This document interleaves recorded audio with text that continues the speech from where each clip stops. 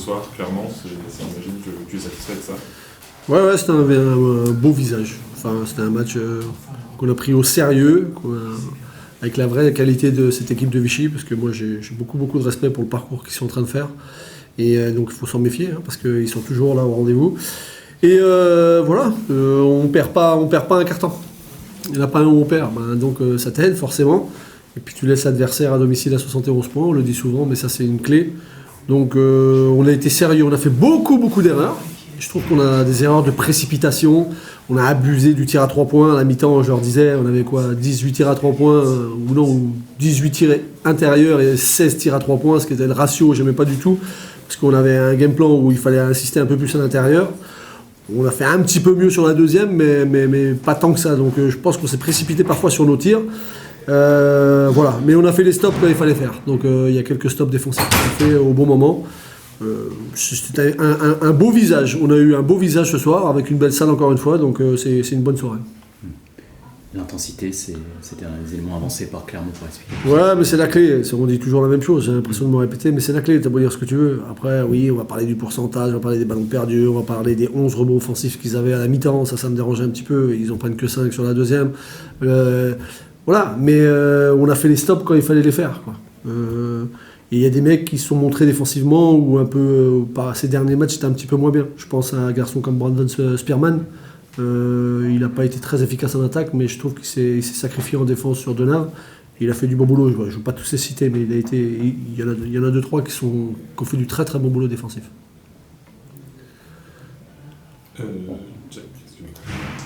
Pour Mickey, il fait une prestation énorme ce soir. 35 d'évaluation. Ouais, ça va. Les passes décisives, c'est son record. Il nous a dit les passes décisives. Je les avais pas vues, tu vois. Donc, je les avais pas vues. Je savais qu'il en avait fait beaucoup, mais je savais pas que c'était 12. Je suis content pour lui.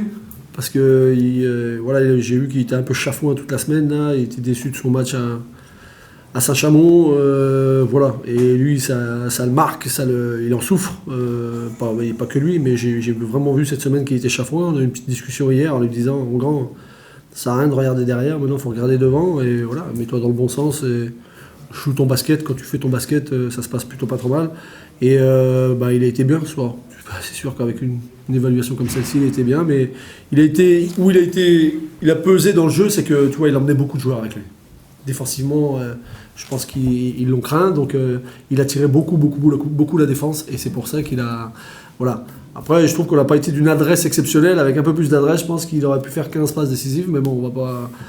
voilà, mais un coup de chapeau quand même, parce qu'il a répondu présent quand il fallait, et ça nous a bien rendu service. Ce qu'il a dit, c'est que l'équipe avait été constante défensivement sur la rencontre.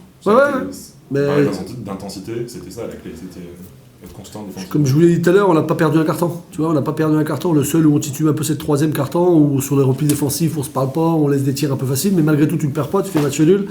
Voilà, et c'est vrai que dans les 40 minutes, on va pas revenir encore une fois, mais quand tu n'as pas des passages à vide, des cartons complets comme on a eu parfois, ça te change le match. Donc voilà, la soirée est plutôt bonne, on repart sur un cycle de victoire.